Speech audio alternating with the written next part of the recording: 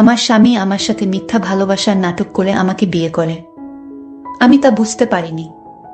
তারপর বিদেশি 4জন লোকের হাতে আমাকে তুলে দিল। বিদেশি 4জন লোক আমাকে তাদের দেশে নিয়ে গেল। তারপর বিদেশি 4জন লোক আমার সাথে।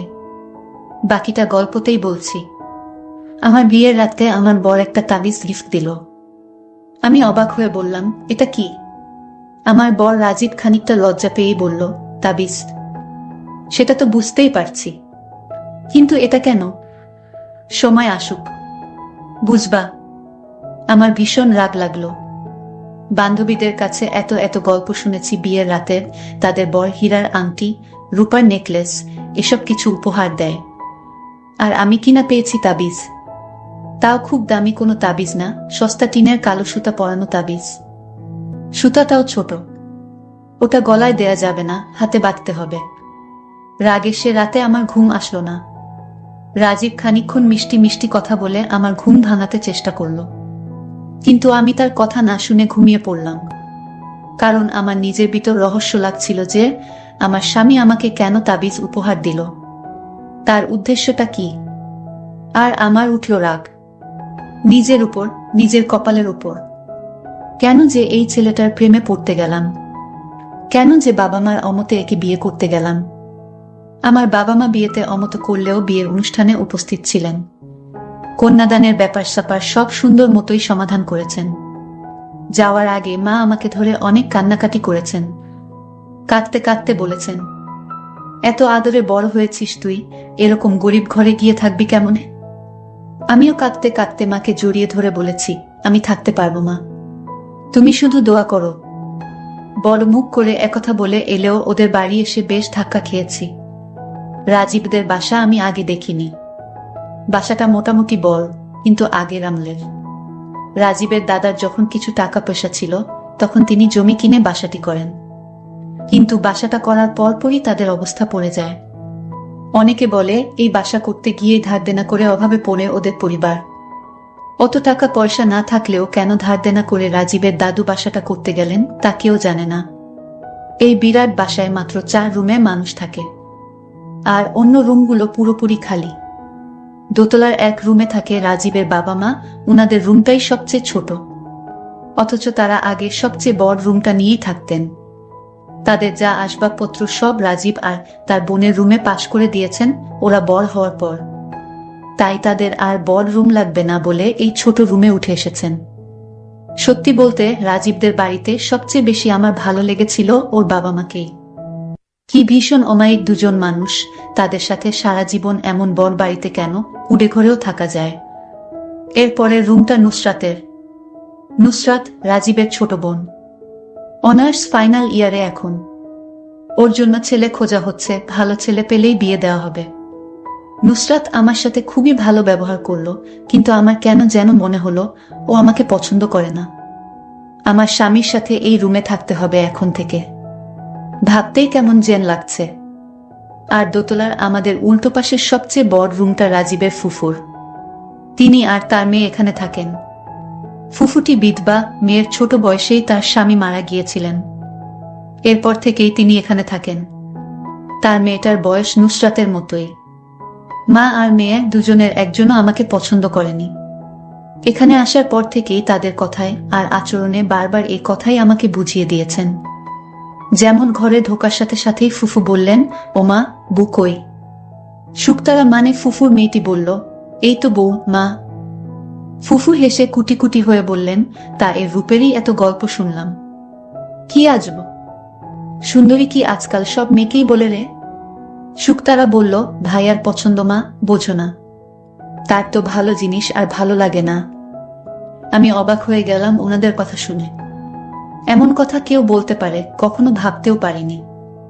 যাই হোক, রাতে রাজীবের কাছ থেকে অমন তাবিজ গিফট পেয়ে আরেকটা ধাক্কা খেলাম। তখন বারবার বাবা মার কথা মনে হচ্ছিল তারা ঠিকই বলছেন, আমি এ বাড়িতে থাকতে পারবো না। এদের মানসিকতার সাথে আমার মানসিকতা হয়তো যাবে না। আমি ঘুমিয়ে পড়েছিলাম। ঘুম ভাঙল মাঝরাতে। কেন ঘুম ভাঙল বুঝতে পারছিলাম না। পুরো বাড়ি অন্ধকার, কিছু দেখা যায় না। কিছুক্ষণ শুয়ে থাকতেই চোখে অন্ধকার সয়ে এলো। এখন একটু একটু দেখতে পাচ্ছি। আমি রাজীবকে ডাকলাম, এই শুনছো? এই। রাজীব হুম হুম কেমন একটা আওয়াজ করে আবার ঘুমিয়ে পড়ল। আমি আবার ওর গা ধরে ঝাঁকি দিলাম, এই রাজীব, এই উঠো। রাজীব ধর্মর করে উঠে বলল, কি কি হয়েছে? আমি বললাম, আমি বাথরুমে যাব। একটু বাথরুমে নিয়ে চলো। রাজীব আমাকে বাথরুমে নিয়ে চলল। ওদের বাড়িটা একটু পুরনো আমলের তো, অ্যাটাচড বাথরুম বলে কিছু নেই। বারান্দার শেষ মাথায় বাথরুম। রাজীব বারান্দার লাইট জ্বালিয়ে আমাকে বারান্দার শেষ মাথায় নিয়ে গিয়ে বলল, তুমি ভেতরে যাও। আমি বাইরে দাঁড়াচ্ছি। আমি বাথরুম থেকে বের হলাম। দেখি বারান্দা অন্ধকার। রাজীব নেই। ওদের বাড়ির আশেপাশে তেমন বাড়ি বা ল্যাম্প পোস্টও নেই যে বারান্দাটায় একটু আলো আসবে। আজকে রাতে বুঝি অমাবস্যা, চাঁদও নেই। বারান্দায় ঠিক থেকে অন্ধকার। আমি বাড়ির দেওয়াল হাতড়ে একটু একটু করে আমাদের রুমের দিকে যেতে থাকলাম। রুমের সামনে এসে একটু সাবধানে দরজা খুলে দেখে নিলাম আমাদের রুম কিনা। অন্য কারো রুমে ঢুকে পড়লে সমস্যা হয়ে যাবে। হ্যাঁ, আমাদেরই রুম। রাজীব ঘুমিয়ে আছে। ঘুমের ঘোরে আমাকে রেখেই চলে এসেছে, আমার বাথরুম থেকে বের হওয়ার জন্য অপেক্ষা করেনি। আমি রুমে ঢুকতে যাচ্ছি, আমি তাকে বালিশ দিয়ে মুখে ছুঁড়ে মারি। হঠাৎ সে লাফিয়ে ঘুম থেকে উঠল। রাজীবের মুখটা চুপসে গেল ভয়ে। আমাকে বলল, তাড়াতাড়ি এসে শুয়ে পড়ো, রাত অনেক হয়েছে। আমি বিছানায় এসে শুলাম। রাজীব লাইট নিভাতে গেলেই আমি বললাম, আজ লাইটটা জ্বালানো থাক প্লিজ। রাজীব দীর্ঘশ্বাস ফেলে বলল, আচ্ছা বলে লাইট না নিভিয়ে বিছানায় এসে শুয়ে পড়ল। আমি ভাবলাম ওকে জিজ্ঞাসা করব আমাকে কেন বাথরুমে একা ফেলে চলে আসলো। তখন দেখি জোরে জোরে নাক ডাকা শুরু করলো। সকালে যখন ঘুম থেকে উঠল, তারপর যখন নাস্তার টেবিলে বসলো, আমি তাকে জিজ্ঞেস করলাম, বিয়ের আগে আমার সাথে কত রকম ওয়াদা দিয়েছিলে, তুমি যেখানে যাও আমি সেখানেই যাব, তুমি মরে গেলে আমিও মরে যাব, তুমি ছাড়া এই পৃথিবীতে আমার জীবন ব্যর্থ, আরো কত কি বলেছিলে। কিন্তু কাল রাতে আমায় বাথরুমে একা রেখে চলে আসলে কেন? তখন সে আমাকে বলল, বিশ্বাস করো, আমি কিভাবে যে রুমে এসে শুয়ে পড়লাম তা আমি জানি না। কি বলছো এসব পাগলের মতো কথা? তুমি কিভাবে রুমে এসে শুয়ে পড়লে তা তুমি জানো না? আমি মনে মনে ভাবলাম, ওর কি মাথায় কি কোনো সমস্যা আছে? আমি ভেবেছিলাম রাজীব অনেক ভালো, তার সাথে আমার সারা জীবন কাটিয়ে দেব। আমি এমন প্রতিশ্রুতি মা বাবাকে দিয়েছিলাম। মা বাবা আমাকে বারবার নিষেধ করেছিল, আমি তাদের কথা শুনিনি। মা বাবার কথা না শুনলে নাকি ভালো অমঙ্গল হয়। আমারও কি তাই হতে চলেছে? রাজীব আগের মতো নেই। বিয়ের আগে যে রাজীব আমার পাশে থাকবে এরকম প্রতিশ্রুতি দিয়েছিল সেই রাজীব আমাকে একটা তাবিজ উপহার দিল, ভাবতেই আমার লজ্জা লাগছে। যাই হোক, স্বামীর সম্পত্তি বা সে আমারে কি উপহার দিবে তা নিয়ে আমি ভাবি না, কিন্তু তাবিজ দিল, এটা আমি কিছুতেই মানতে পারি না। কিছুদিন পর আমি কিছুই মনে রাখতে পারি না। রাজীব আমাকে যে তাবিজ দিয়েছে, সেই তাবিজ যার হাতে থাকবে তাকে যা বলবে সেই কাজ করবে, এবং কিছুক্ষণ পর সেটা আবার ভুলে যাবে। এই বিষয়টা আমি শেষে জানতে পারি। কিন্তু আমি যেদিন থেকে আমার হাতে তাবিজ বাঁধা ছিল সেদিন থেকে আমার সাথে কি হচ্ছে, আমি কি করছি, তা আমি কিছুতেই মনে রাখতে পারছি না। আমি তখন রাজীবকে বললাম, রাজীব, তোমার তাবিজ আমি কিছুতেই পড়তে পারবো না। এই তাবিজটা পড়ার পর আমার কেমন জানি খারাপ লাগে এবং কিছুই মনে রাখতে পারছি না। আমি এই তাবিজ ছুঁড়ে ফেলে দিলাম। কিছুক্ষণ পর রাজীব এসে আমায় বলল, তাবিজ কোথায়? আমি বললাম, তাবিজ ছিঁড়ে ফেলে দিয়েছি, এসব কেউ পড়ে এখনকার যুগে। কথাটা বলার সাথে সাথে আমাকে রাজীব জোরে একটা থাপ্পড় মারল আর বলল, কত কষ্ট করে তাবিজখানা এনেছি তোমার মঙ্গলের জন্য, আর সেই তাবিজ তুমি কিনা ছিঁড়ে ফেলে দিয়েছ। আমি বললাম, রাজীব, তুমি আমাকে মারলে, বাবা মাকে ছেড়ে সারা জীবনের জন্য তোমার কাছে চলে এলাম, আর তুমি আমাকে এই প্রতিদান দিলে।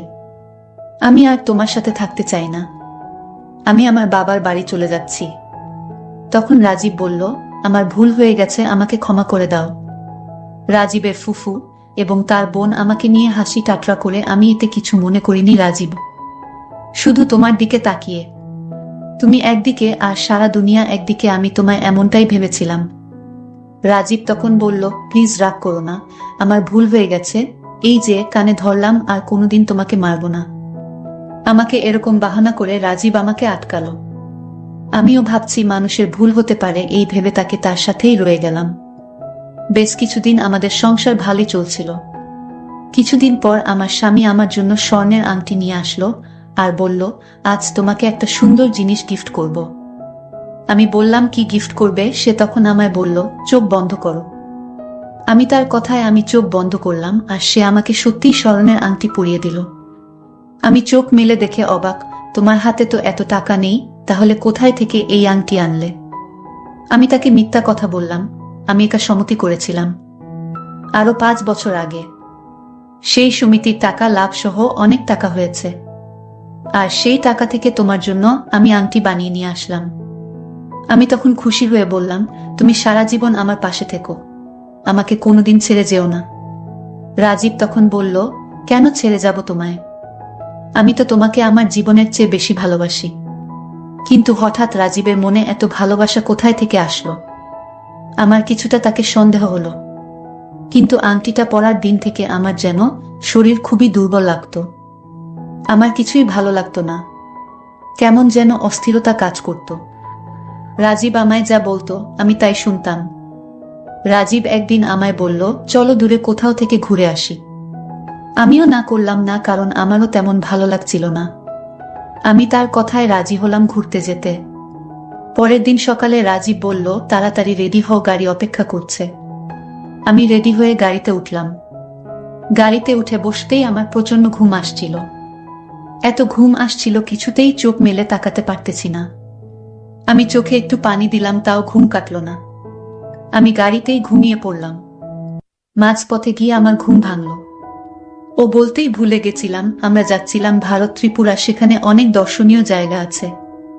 আমরা সেখানে যাব বলে প্ল্যান করছিলাম। তার মাঝপথে যেতেই আমার ঘুম ভেঙে গেল। আমি চোখ মেলে তাকালাম এবং আমি কিছুটা ঝাপসা দেখলাম। আমি রাজীবকে জিজ্ঞেস করলাম, রাজীব, আমি ঝাপসা দেখছি কেন? আমার কি হয়েছে? আমি কিছুই বুঝতেছি না। রাজীব আমায় সাহস দিয়ে বলল, এ কিছু না, ঘুমিয়েছিলে তো তাই এরকম ঝাপসা। দেখছো, একটু পর সব ঠিক হয়ে যাবে। আমি তার কথায় কিছুটা সন্দেহর আভাস পেলাম, কিন্তু রাজীবের প্রতি আমার অনেক বিশ্বাস ছিল।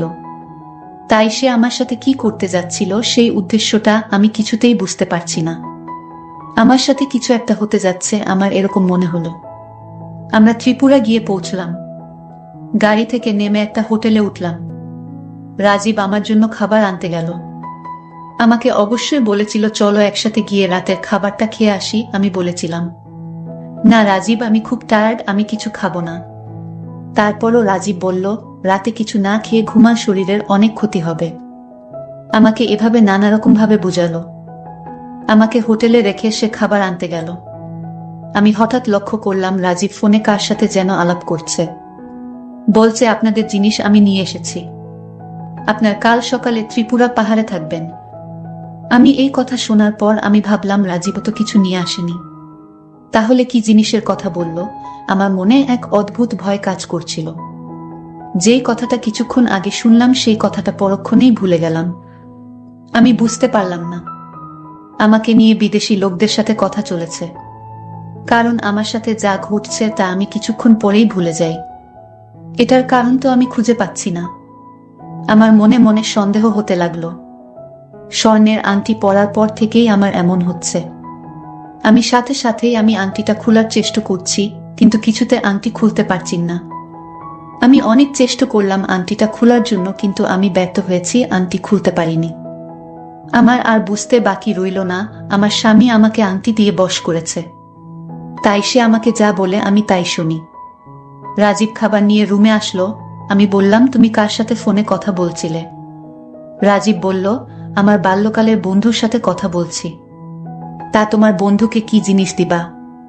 আরে এ কিছু না খেয়ে তুমি ঘুমাও তো, কাল সকালে তোমাকে নিয়ে ঘুরতে হবে। আমি বললাম, রাজীব, তুমি আমার কাছে কিছু লুকানোর চেষ্টা করছো। সে আমার কোনো কথার উত্তর না দিয়ে ঘুমিয়ে পড়ল। আমি মনে মনে ভাবলাম, মিথ্যা ভালোবাসার নামে সে আমাকে কোথাও বিক্রি করে দিতে চাইছে। সে ঘুমিয়ে পড়ল, কিন্তু আমি চাইলাম, আমি এখান থেকে পালাবার চেষ্টা করলাম। দরজা কিছুতেই খুলতে পারলাম না। দরজা খুলতে পারিনি তার একটাই কারণ, আমার হাতে আংটি পরা, সেই জন্য। এই আংটির ভিতরে অবশ্যই কিছু মন্ত্র পড়া আছে। আমাকে আংটি পরিয়ে আটকিয়ে রেখেছে। সকাল হলো, আমাকে নিয়ে রওনা হলো ত্রিপুরা। আমি রাজীবকে বললাম, রাজীব, আমার কিছুই ভালো লাগছে না, তুমি আমায় একটু হেল্প করবা। সে বলল, কি বলো? আমি বলেছিলাম আমার হাতের আংটিটা খুলে দাও। সে সাথে সাথে বলল, এই আংটি টাকা দিয়ে কিনে এনেছি কি না পরে থাকার জন্য। আমি অনেক রিকোয়েস্ট করলাম আংটিটা হাত থেকে খুলে দিতে। যদি আংটিটা হাত থেকে খুলে দিত তাহলে হয়তো আমি এখান থেকে পালিয়ে যেতে পারতাম, কিন্তু এই আংটি দিয়ে আমাকে তার জালে বন্দি করে রেখেছে। যা করতে হয় রাজীবকে বলে করতে হয়। রাজীব এমন হবে আমি ভাবতেও পারিনি। তারপর আমরা ত্রিপুরা গিয়ে পৌঁছলাম এবং সেখান গাড়ি থেকে নামলাম। তখন দূর থেকে 4 জন বিদেশি লোক আমাদের দিকে আসতে লাগলো। কাছে এসে রাজীবকে জিজ্ঞেস করলো কোথায় সে। আমাকে লক্ষ্য করে বলল, আমার পাশে দাঁড়িয়ে আছে আমার স্ত্রী। 4 জন লোক রাজীবকে এক সুইটকেস টাকা হাতে তুলে দিল। আমি শুধু তাকিয়ে দেখছিলাম, কিছুই বলতে পারিনি। তখন 4 জন লোক আমাকে তাদের গাড়িতে তুলে নিয়ে চলে যেতে লাগলো। রাজীব আমাকে টাকা দিল। আমি তাদেরকে জিজ্ঞেস করলাম আমাকে কোথায় নিয়ে যাচ্ছেন। তারা বলল, চুপ থাক, কথা বলবি না, সব জানতে পারবি।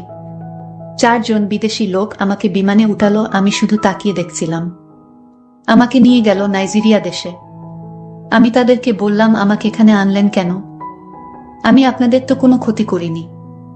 আমি কান্না করে বললাম, প্লিজ আমাকে নিজের দেশে দিয়ে আসুন। তখন 4 জনের মধ্যে একজন লোক আমাকে বলল, আজ থেকে এটাই তোর দেশ, তুই এখানেই থাকবি এবং আমাদের 4 জনের সেবাযত্ন করবি। আজ থেকে এটাই তোর চাকরি। আমাদের কথার অবাধ্য হলে ভালো হবে না। আমি ভয় পেয়ে বললাম, ঠিক আছে, আমি আপনাদের কথা শুনব। তারপর রাত হলো, আমার কিছুতেই ঘুম আসছে না। তখন 4 জনের মধ্যে একটি লোক 12 ইঞ্চি একটা ছোট ল্যাপটপ আমার সামনে এনে দিল এবং ল্যাপটপে একটা ভিডিও ছেড়ে দিল। ভিডিওটি দেখার সাথে সাথে আমি হাউমাউ শব্দ করে কান্না করতে শুরু করি। আমি অজ্ঞান হয়ে পড়ি। আমার যখন জ্ঞান ফিরল তখন আমার উঠতে কষ্ট হচ্ছিল। আমার শরীরের কোনো শক্তি পাচ্ছিলাম না। আমি বুঝতে পেরেছিলাম আমার সাথে কি হয়েছিল, কিন্তু আমার মনে একটাই প্রশ্ন, আমার স্বামী আমার সাথে এমন প্রতারণা কেন করল? আমি 4 জনের একজনের কাছে অনুরোধ করছিলাম যে কিসের জন্য আমার স্বামী আপনাদের হাতে আমায় তুলে দিল, এতে তার কি লাভ, এটা জানার জন্য। তখন তাদের মধ্যে থেকে একটি লোক আমাকে একটি চিঠি দিয়ে বলল, তোর স্বামী আমাদেরকে এই চিঠিটা দিয়েছিল। আমি চিঠিটা খুলে যা দেখলাম তা দেখে আমার মনে হলো আকাশ ভেঙে আমার মাথায় পড়ল। আমি চিঠিটা পড়লাম, তাতে লেখা ছিল, প্রিয় নিশি, আমি জানি তুমি ভালো নেই, কারণ তুমি যেখানে আছো সেখানে ভালো থাকার কথা না। আমি তোমার সাথে প্রেমের নাটক করেছি। ভালোবাসার নাটক করার উদ্দেশ্য ছিল আমি তোমাকে ওদের হাতে তুলে দেওয়া, কারণ আমি তোমাকে সত্যিকারে ভালোবাসিনি। আমি জানি এই কথাগুলো শুনে তোমার খুব কষ্ট হবে, কিন্তু এছাড়া আমার কোনো উপায় ছিল না। আজ থেকে 5 বছর আগে আমার বোন তোমার বড় ভাই রাকিবকে খুব ভালোবাসত, কিন্তু তোমার ভাই মিথ্যা ভালোবাসার নামে আমার বোনকে ধোঁকা দিয়েছে। আমার নিষ্পাপ বোনটি পৃথিবী ছেড়ে চলে গেল ওপারে। কেন তোমার ভাই এমনটা করলো বলতে পারো? আমি জানি তোমার কাছে কোনো উত্তর নেই, আর তাই আমার বোনের প্রতিশোধ নিতে তোমার সাথে আমি ভালোবাসার অভিনয় করি। আমি তোমার সাথে অভিনয়টা করতাম না, কিন্তু আমার বোনের আত্মা স্বপ্নে আমাকে এসে বলতো, ভাইয়া তুই প্রতিশোধ নে। আমি আমার বোনের আত্মার শান্তির জন্যই এই অভিনয় করেছি। এতে যদি আমার ভুল হয় তাহলে আমাকে ক্ষমা করে দিও। প্রিয় বন্ধুরা, আমি তোমাদের জন্য প্রতিদিন কষ্ট করে ভিডিও তৈরি করি। যদি আমার ভিডিওগুলো ভালো লাগে তাহলে আমার চ্যানেলটি সাবস্ক্রাইব করে পাশে থাকবেন। ধন্যবাদ।